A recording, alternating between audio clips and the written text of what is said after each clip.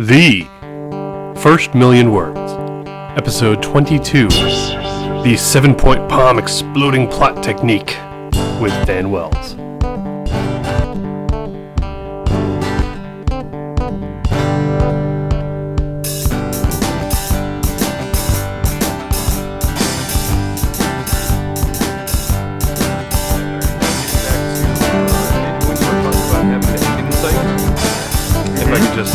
Seamlessly shift back to that. Okay. That kind of works into the 7-point plot system, which I thought would be a fun topic to talk about. Even though, you know, I've heard you on, I think Writing Excuses, you did a whole episode on it, or at least... We've mentioned it on Writing Excuses before. And then there's your YouTube videos of you giving a lecture on it. Mm-hmm. But I figured, why not just oversaturate? Okay. And we could talk about it again. No, I don't mind that at all. In fact, it's really amusing to me how well known I am for that presentation. Mm-hmm. I was at a conference 2 weekends ago, and started off by asking, raise of hands, who's read my books? And it was about half the people in the room, which was pretty good. And then raise of hands, who's seen my story structure presentations on YouTube? And it was at least 2/3, if not 3/4 of the room. So that's your free bird. Yes. People just you go to a book signing and like there's one jerk in the back, like, give the 7-point plot system. Exactly. But that's get to the yeah. So do you want me to recap it really quick? Sure. Or what do you want to do? Because I know it starts off with start at the ending. So Mm-hmm. yeah, if you want to maybe just give us. All right, the structure here's the super quick overview, yes. And then we can go on and talk in more detail about any particular point of it. For those listeners who don't know what we're talking about, get on YouTube and look up Dan Wells' story structure, and there's a 5-part presentation. They're 10 or 12 minutes each of me doing this at a convention with a big PowerPoint and everything. You can also get on my website and find the actual PowerPoint that I uploaded. I have that on a flash drive, and I'll put a link to it on our cool. The show notes. Okay, so what it is this is a story structure system, and I have since learned that it is a very common, very popular screenwriting technique. So credit where credit is due. This is not my system. This is a screenwriting technique that I've stolen. And what you do is you at least you give credit. Yeah. There's 7 main beats to a story. And you can actually take this, and if you look at the presentation, you see that I do this. You can look at almost any story, and whether or not the author put them in intentionally, all 7 of these points will be there. Mm-hmm. And which is what makes it very useful to you if you are an outline writer like I am, and you build a whole outline first, then you can use this structure system to make sure that you're getting the right emotional peaks and that you're establishing your story arcs correctly. Whereas if you're a pure discovery writer, you can still use this story structure system during revision to go back through and make sure that you take what you've written and then fine tune it so that all those right story beats are there. So anyway, the 7 points are in order: the hook, plot turn 1, pinch 1, midpoint, pinch 2, plot turn 2, and resolution. And as you were saying, the way you start is by coming up with the resolution first. Mm-hmm. You figure out where you're going to end. So, for example, the first Harry Potter book, The Sorcerer's Stone, or Philosopher's Stone, that book ends with him defeating Voldemort at the end and saving the stone. So that's our resolution, that's our end point. Then you go back. Step 2 is to look at the hook, where you start the story and start in the opposite state. So if at the end of the story your hero is defeating Voldemort and has this great magical power and all these things, then you go back to the opposite, which is a little boy living under the stairs who's an orphan and nobody loves him and he has no power at all. Sad, boring life. Yeah. Mm-hmm. Then you take... then the next thing to look at is the midpoint, which is... think of it as moving from reaction to action. The first half of your story, bad things are happening, and your hero's reacting to it. The midpoint is where he learns something or discovers something, and makes a decision to say, you know what, I'm going to do this. I'm going to become active and try to solve this problem. And so the midpoint you get in Harry Potter, I would say, is right around the part where he sees the scary ghost monster in the forest sucking a unicorn's blood. Yeah. Because if you want to convince your reader that the bad guy is evil, have him suck a unicorn's blood. So he sees that and he's like, you know what? This is a really big problem. We have to solve it. And that's the part where they start planning and they start researching, well, where is the Sorcerer's Stone? What's it guarded by? How's the bad guy going to attack it? How can we stop them? Mm-hmm. So there's that distinct moment where he moves from reaction to action. Okay. The next thing is you go back to the second step in the 7 points, the second point, which is plot turn. And a plot turn is where the plot turns and it takes a different direction from where it was. Mm-hmm. Plot turn 1 is usually the call to action. And so in the case of Harry Potter, it's when Hagrid shows up, or the owls show up with all the letters and say, guess what? You get to go to magic school. Mm-hmm. And so he, his boring, sad, boring life ends, and he is called off to adventure. Plot turn 2 is at the end. That'll get you in from the midpoint to the resolution. Plot turn 2 is where you obtain the last piece of the puzzle you need in order to solve the problem. Mm-hmm. You obtain that thing that will allow you to bring about the resolution. Yeah, my favorite part of that, when you were given the presentation, is that you that's when the hero realizes the power is in you. Yes. Yeah, I love that, because I mean, as cliched as that sounds, it's like that happened. It's for a reason. It happens in nearly every story. It happens everywhere. Yeah, I mean, in Harry Potter, again, the power is in you. In his case, it was specifically in his pocket. He was looking in the mirror down in that little dungeon room or whatever, and his parents put that Sorcerer's Stone in his pocket, and he realized, oh, I can defeat Voldemort because of the magical spell that my parents, through their love, put on me, and now the power is in me, and if he tries to touch me, it'll burn him. Yeah. So literally, the power is in me. Same thing happens to Luke Skywalker, and Neo from The Matrix, and Dorothy from The Wizard of Oz. I mean, everything has this kind of the power is in you moment in it. Which, when you describe it like that, it sounds stupid and cliche, but it works. Yeah. And it works in very different ways. Yeah, you just kind of change the wording around a little bit, and there you go. Yeah. It's like, you could have gone home. Nobody read the first Harry Potter book and thought, oh, well, this is just The Wizard of Oz. Yeah. Because it's completely different, but it does follow the same 7 points very closely, just in a totally different way. Yeah. Okay, so after turn 2. After plot turn 2, what you have left are the pinches. And we call these a pinch because they are pinching the characters. They're putting pressure on the story and kind of forcing it. And pinch 1 specifically forces the characters into action. It does something that they can't not, they can't ignore it. They have to deal with it.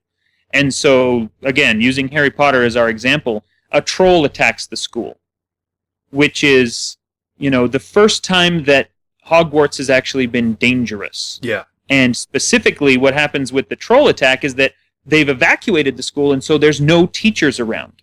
And Harry and Ron and Hermione realize they have to solve the problem by themselves. And so that's the moment where they take all this magic they've been learning in a classroom environment and use it in real life and realize, oh, we can solve problems with this stuff. We can do really cool things. And so it's a big dangerous moment. It puts pressure on the characters, but it advances the story and gives them the impetus they need to eventually end up at that resolution, defeating Voldemort. Pinch 2, which comes in the second half of the story, usually takes the form of a loss of something valuable, the loss of a mentor. Gandalf dying in Fellowship of the Ring, falling down the pit with the Balrog, that's a pinch 2. We don't have Gandalf anymore. Gandalf solved every problem they've come up against that whole book. Well, now we're screwed. We don't have Gandalf, and they have to do it on their own. So in or Obi-Wan in Harry Potter, your pinch 2 is when they get down, they're going through those different layers of the dungeon to try to reach the Sorcerer's Stone, and Harry loses his 2 friends. Ron and Hermione have sacrificed themselves to get past different traps, and now he's all alone in a dungeon with the most evil wizard ever, and the situation could not possibly be more dire, and it looks like everything has just, gone to hell at that point. Mm-hmm. And so that's where that's the pinch too. Everything's as bad as it can possibly be. Now let's win. Yeah. That's the main. That's my favorite part to write when I'm using the Yes. when I'm using the 7 points. Is I can't wait to figure out pinch 2, because that's going to be like, your characters have lost all their limbs, and they're like dying, and then they have to find that power and then go to the end. Yeah. And the reason that I think that this story structure system works so well, especially for new and aspiring writers, though I still use it all the time, is that it forces you to think about those pinches. Mm-hmm. And I've gotten so many emails from people saying, I went through my story and it was never working, and then I decided to look at it through your story structure system and realized I didn't have a pinch 2. Mm-hmm. And that's why the story didn't feel right, is because you didn't have those lows, and so your highs never work, and the ending doesn't pay off. It doesn't feel like a victory, Mm-hmm. You want your characters to have to climb this mountain and have this great triumph at the end, and that's not going to work unless the mountain is really high, and they have to start way down at the bottom, and the pinches are the way to do that. It's to throw them down into a hole so that when they climb out, it's that much more triumphant. Oh, yes. And there's actually, there's kind of a step 0 here, too, I believe, where you already want to have that story in mind. Your characters you're setting in your major conflict.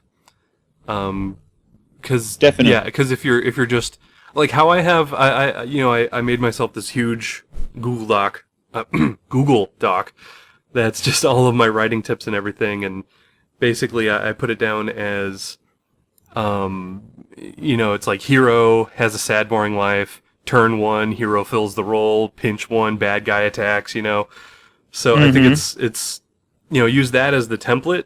But yeah, it really helps to have all that stuff beforehand until you get into it. Yeah. I mean, you have to know what your story is going to be about. Mm-hmm. I don't think you could sit down with this 7-point system and say, well, I'm going to tell a story. What's it about?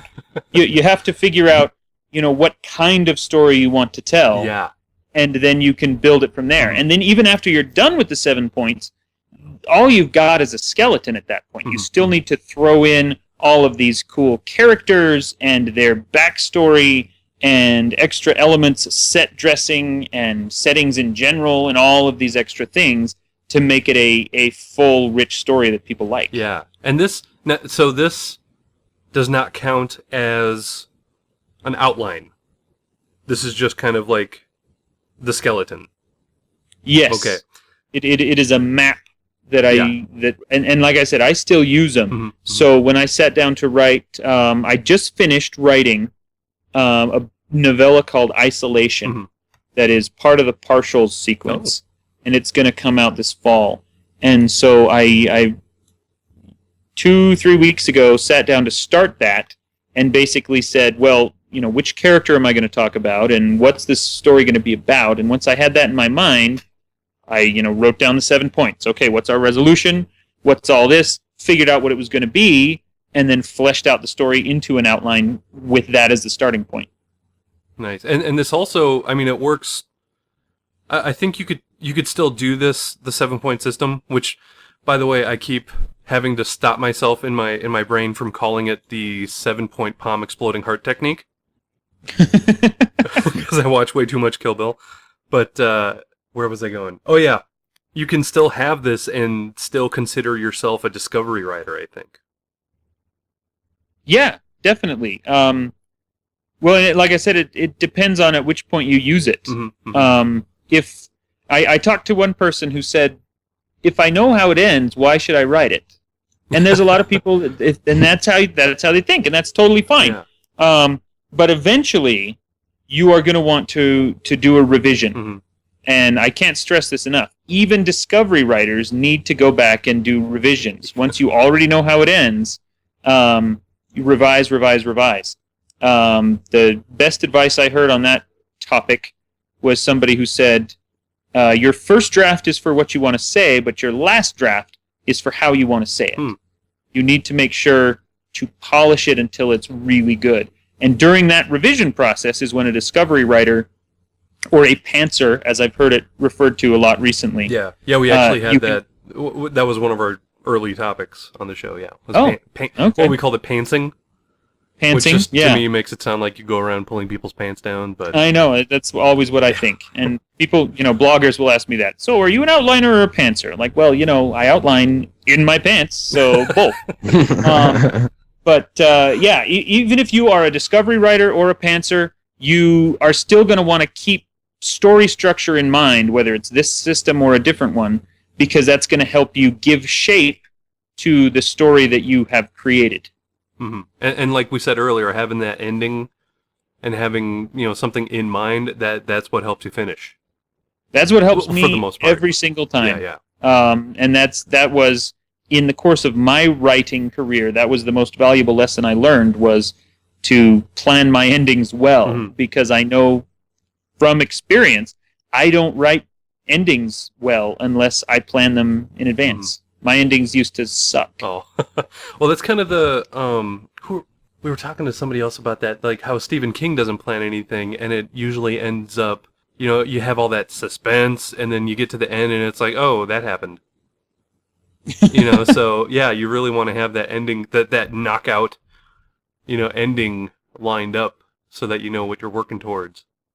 Yeah, I think that's... Well, and, if you are a discovery writer and you get to the ending and you go, oh, that's what happened. Then during revision, you go back and say, well, how do I set that up? How do I, what are the pieces that need to be in place for that ending to work? And then in revision, I'll make sure to plug them all into the right places. Nice. Now this, one final note on the 7-point system. It also, I think it works really well for developing characters, because how we've been talking about it, is it's a plot system, but of course character development is a big part of plot. Absolutely. So I think this works great if you maybe replace replace some of the this happens, replace it to this character changes here. So I Definitely. I think it works really well for developing that nice round character that starts in one place at the beginning and ends in a completely different place, which is the best thing you can do for characters, I think. Yeah, with partials, for example, which you haven't read yet, but I did a 7-point, quick 7-point notes on every plot, every subplot, every character relationship that I thought was important enough to warrant it. And so going through, I'm like, well, here's our main, mystery investigation, kind of the through plot driving the novel. But then here's how Kira, the main character, changes over time. And here's how her relationship with her boyfriend is going to change over time. And here's this other character who kind of switches sides halfway through. Here's how his character changes over time. And come up with one of those, little quick 7-point outlines for anything that you think is important. And if you watch the presentations, dear listener, I actually do this with The Matrix and show all, I think, 4 or 5 different plots and how they thread and weave together based on the 7 points. Yeah, you throw in that main plot thing, and then you just kind of weave the betrayal plot and the romance plot. Yeah, I'll put a link to that on there. But Guillermo, you were a little quiet. Do you have anything to ask or add? Questions, comments, concerns before we call it a wrap on the plot system? Oh no, actually, in my head, I'm trying to map out like the turns in my outline to the 7-point system, and So I think you've I'm been busy actually doing yeah, the work. yeah. I've been Okay. like, We just been I've talking. like, You've been about getting it. something done. I don't know. I'm like, man, I think I'm missing a point. Which one? Oh man, I don't know. But yeah, I don't know. It's just I'm more of a, I don't know. I guess I'm more of a pantser when it comes to writing. Although I've kind of seen the light of the of outlining. So I outline just the basics, and then just the major plot things, and then I just kind of fill it in from there, and just see where it takes me. So it's I don't know. I may have to start planning these things out better, but it's okay. I'm only like 32,000 words into it, so I think I can make some adjustments. Yeah. Guillermo and I actually started writing a story together, and I forced him to talk to me over the phone, and I was like, okay, we need to start at the end with the resolution. What's that going to be? And he's like, I don't know. And I was into the building this plot system with the system, and he was like, oh, we can just figure that out when we get there. But yeah, I think he's kind of come around a little bit. Yeah, because I'm noticing, I'm like, oh, I've been writing for 50,000 words. Well, my last one, I'm like, I've been writing for 50,000 words, and I still don't know where this is going.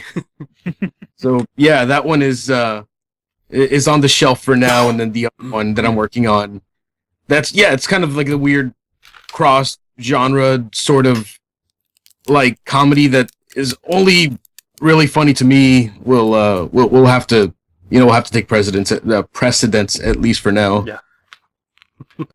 But yeah, I'm like, wait, who is this actually directed towards? I'm like, well, it's got too much drug use and strippers for young adults, and it's got too much childish humor for regular adults. So I think maybe childish adults. All right, we can do that. Hey, that is a large audience. Oh yeah, that could be your genre here. Yeah.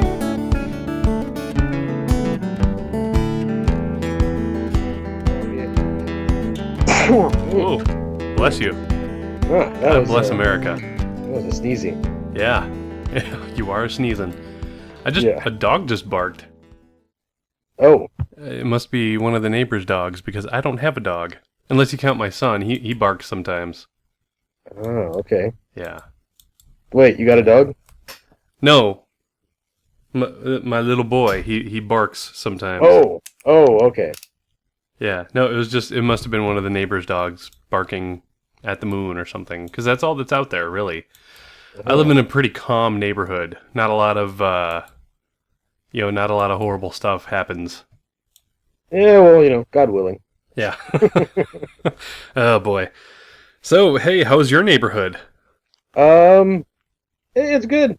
It just very few things changed, and that's a good thing sometimes. Yeah, I went back and visited where I grew up last December, which was nice because there was a little bit of frost on the ground, and it was nice to be up in the Midwest again.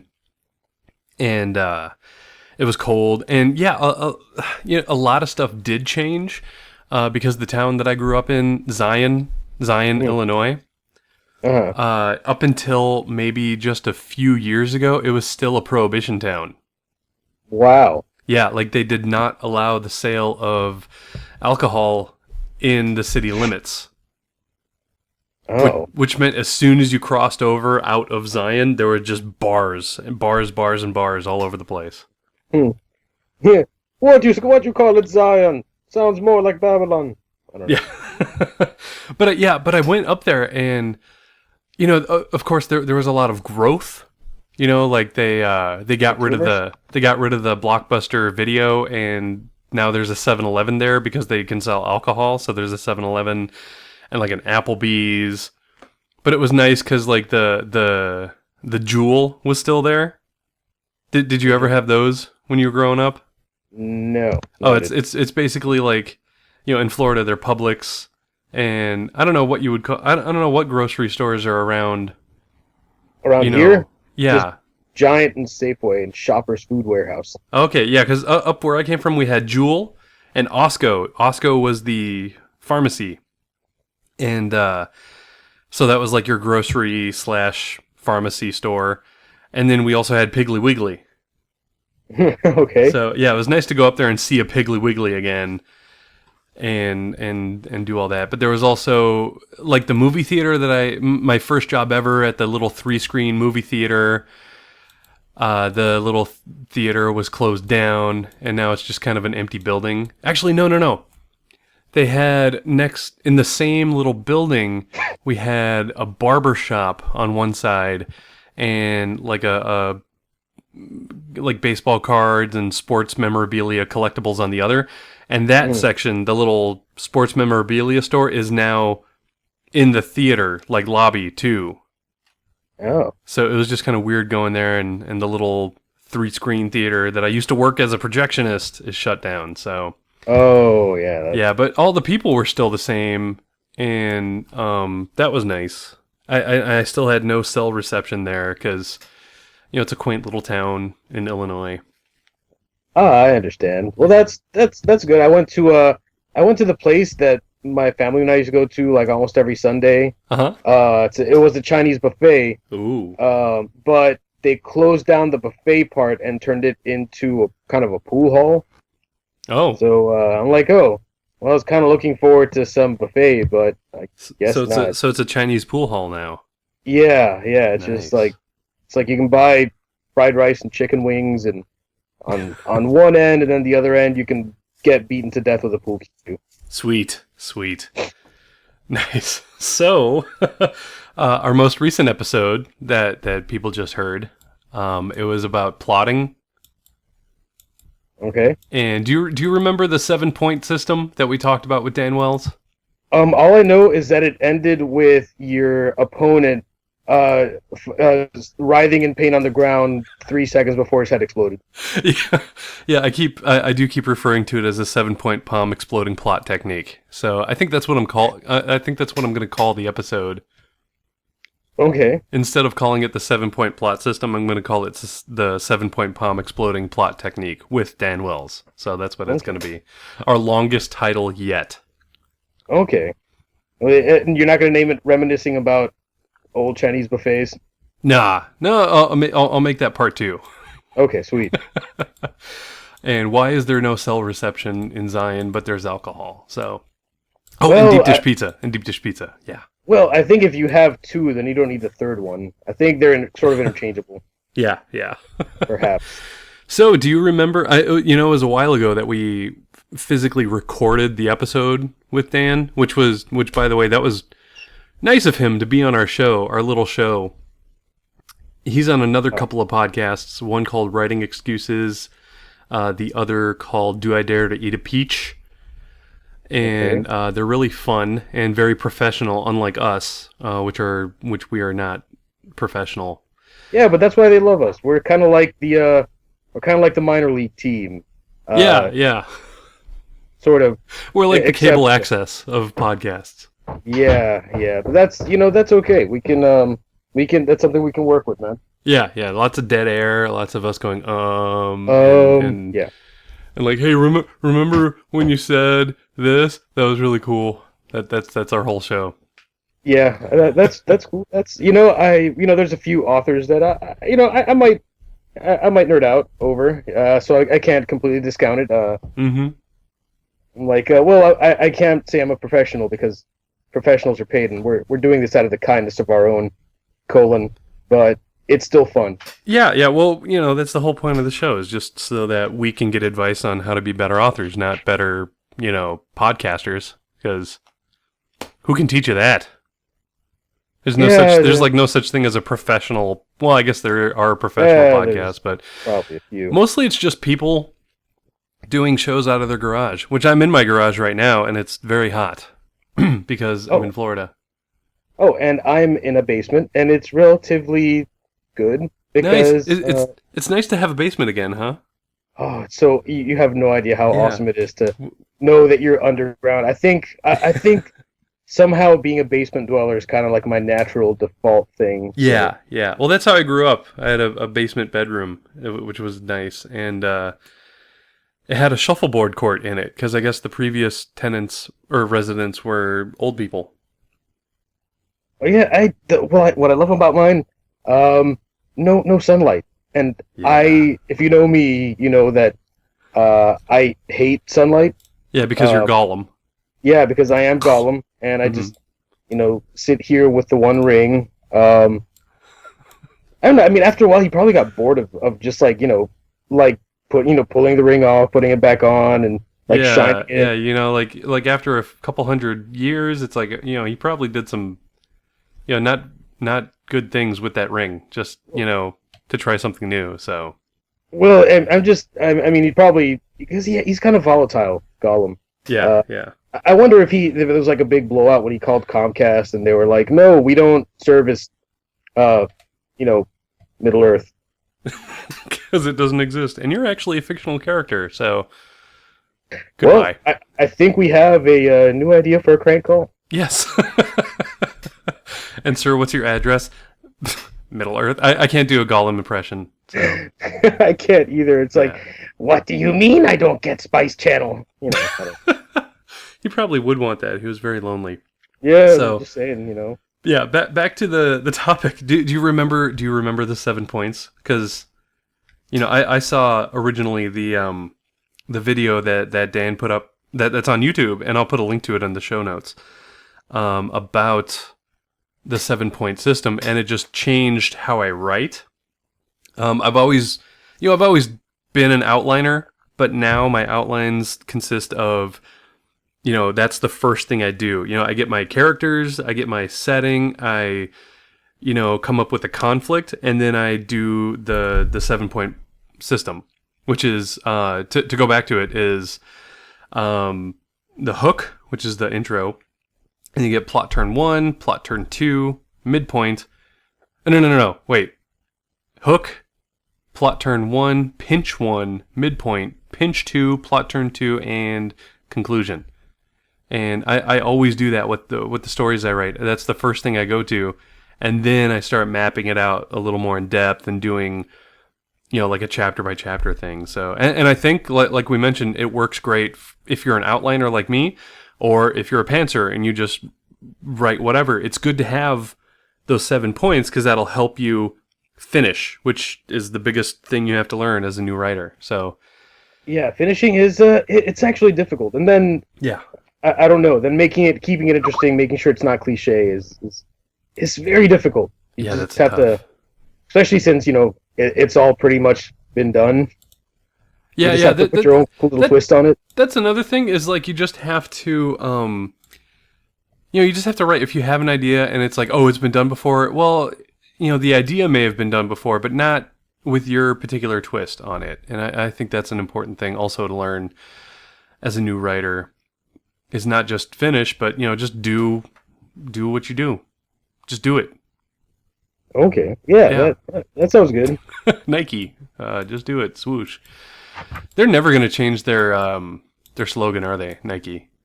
No, that's because they can't. It's like that's the sound that their cane makes whenever they strike their 3-year-old workers. The little swoosh noise, and then they're like, just do it. Yeah. Yeah, but I don't want to get on a soapbox here. Yeah.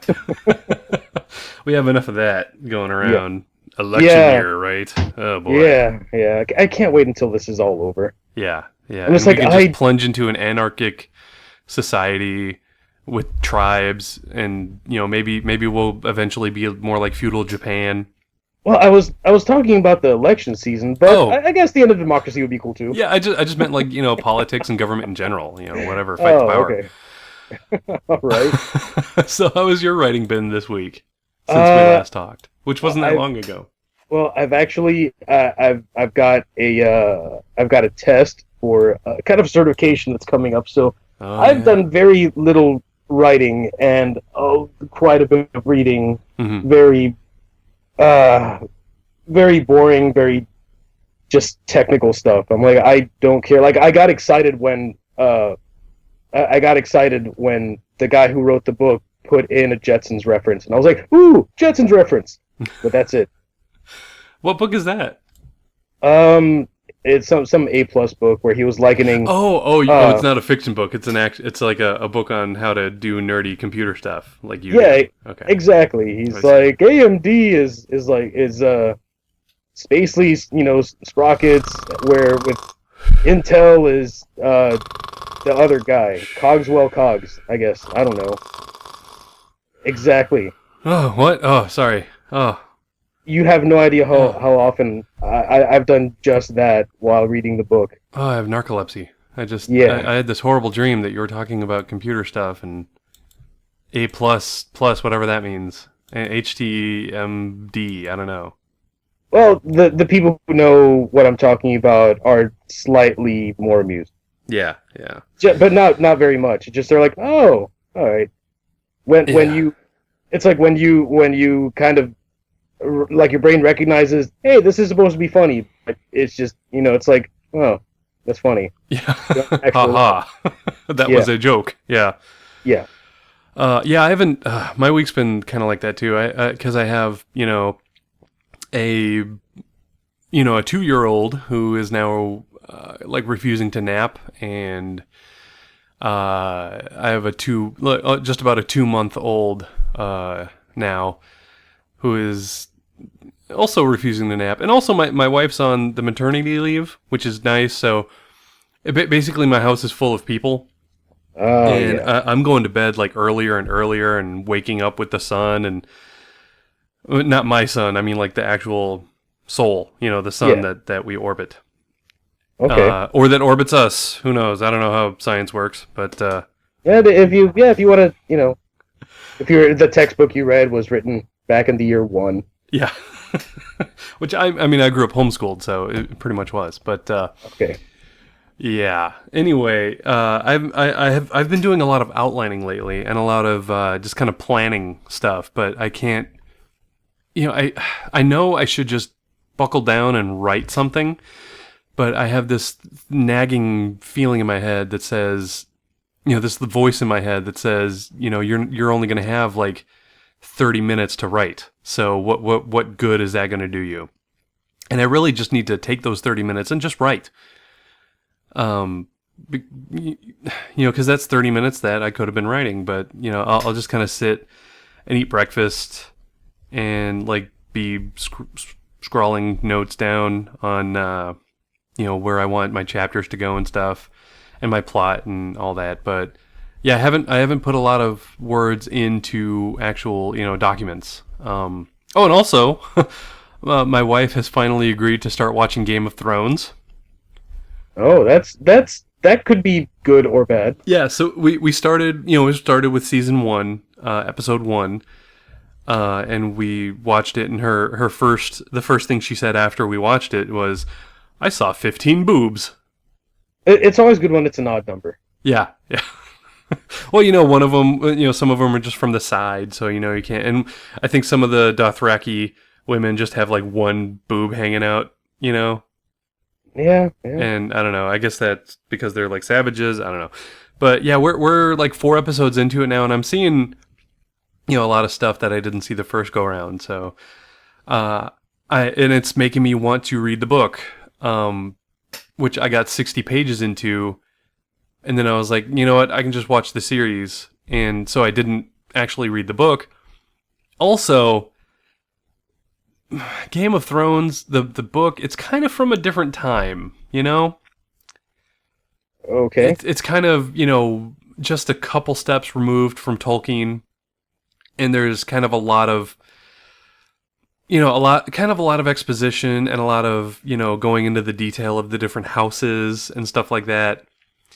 But you have to read it, otherwise you won't get the inside jokes. Yeah, I guess, but I don't know. I just it's a little slow for me. I just it's only been like 2 years that I've been back into reading like fantasy and sci-fi. So I'm used to like the Brandon Sanderson and Patrick Rothfuss and Brent Weeks and Jim Butcher and stuff, where it just kind of happens, and it there's a lot of action, and like there's not a whole lot of exposition. You just have to kind of be you just kind of have to know what's going on already. So it's a little tough to read those older books. Well, that and the fact that it's not it's not the formula, especially since there's a TV show out. Yeah, it's not very TV. It doesn't really. I guess that the way they translated it to television was really awesome, but it may not. There's a lot of stuff in there, spoiler alert. The main character pretty much dies at the end of the first book. Yeah. And then you're like, oh, okay. And then I don't know. I think that's instead of naming them separate titles like A Storm of Swords and I think he just should have like named it, and he should have just named it more of your favorite characters die and the bad guys keep winning part one. Well, that's like I saw a poster like for season 2, before season 2 started, and it was just a picture of Arya Stark, like just looking at the camera or whatever, and it said, no one is safe. And like I don't know what happens in season 2 because I haven't watched it yet, so I don't know what happens to Arya Stark. I don't know what happens to anybody outside of the first book or the first season. So, and I want to keep it that way. Exactly. All I'm saying is, if Arya dies, I stop reading. Okay. Oh, so she hasn't died yet, and you read all the books. So, all right, I know that now. Not all of them. Not all the way through. Oh, okay. Oh. I did kind of pause at one point because I wanted to listen to the Monster Hunter International. Yeah, Monster Hunter. That's a fun book. Yeah, it is. Speaking of books that just start off with the action and just go with the assumption that you already know what you're doing when you start reading it. Exactly, and it has just enough gun porn in it to like keep you interested. That's nice. Yeah, well, you know what? We'll have to check with Larry Correa, see if he wants to be on our show. See if he's not too busy, because I think he has some new stuff coming out. So we'll have to talk to him. Well, we'll have to talk to him about guns. I'm sure he's not tired of talking about that yet. So I guess on that note, that's pretty much what we're reading. I'm still only like 5 books into the Dresden Files, and that is a great series. Yeah, and I'm taking my time getting through that. I really enjoy it, and what else have I been reading? I'm still, well, I've been slowed down a lot recently. I'm still reading The Returning by Brian Thomas Schmidt, and I'm like halfway through Black Dog by K.B. Johansson. So there's those. So I need to get through those and quick, just so I can start reading. So I can start reading the Dresden Files again, or listening to them, because you got to listen to them. They're great. Oh yeah, because it's. I mean, dude, who's narrating? Man, he's the great. Oh my God, I forgot his name. I know. Oh no, Spike. James Marsters. Yes, James Marsters, and he's actually really good at it. I thought he did some other ones, but I can picture Jim Marsters like reading the book like while like smoking a cigarette and like with a glass of brandy or whatever private detectives drink. Oh, definitely not blood, unless it's a vampire detective. No, which is another book that I'm working on, Vampire Detective. Have you heard of it? No, but oh boy. So you know what? On that note, I think that's a good place to leave off the audience. We're going to have one more episode with Dan Wells coming up pretty soon, and it'll be fun. So stay tuned for that. And then September coming up, we're gonna have a couple. Instead of doing interviews with some authors, we're actually going to be talking to a few fellow podcasters. And we're also going to be getting ready for NaNoWriMo. So, that's right. That's coming up. It's coming up quick. Yeah. So, and the iPhone 5 is also coming up soon. So I've been waiting for that. My iPhone, I have a 3GS, and the screen is cracked and the case is broken. And I'm just sitting here waiting for the next one. So. Yeah, because you want to buy another one that'll shatter. Yeah, exactly. Why do I keep buying such fragile things?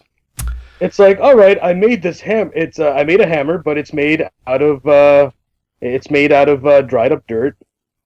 Yeah. Like the nunchucks I used to make as a kid. So.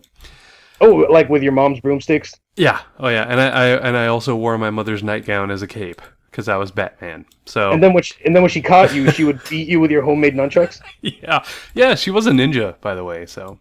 Yeah, all moms have that thing. If you run from them, they can take off that slipper and they can just chuck it like a batarang. Yeah, what is it in Spanish? Chancleta?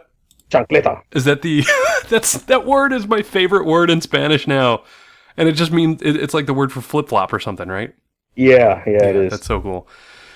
I need to use that word more often. I love it because it just makes me think of like a medieval mace when you say chancleta. So. On that note, let's call it a night. I'm gonna go sleep, and I'm gonna sleep very little, and then play with my kids. So Until next week, I am Benjamin J. Love. And I am Guillermo, hit in the head by a slipper batarang ballist. Right. It's a mamarang.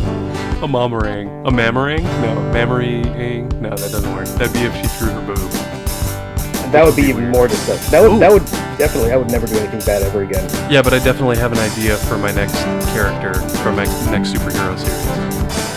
Oh. The mammary thrower. I don't know. I can't think of a good.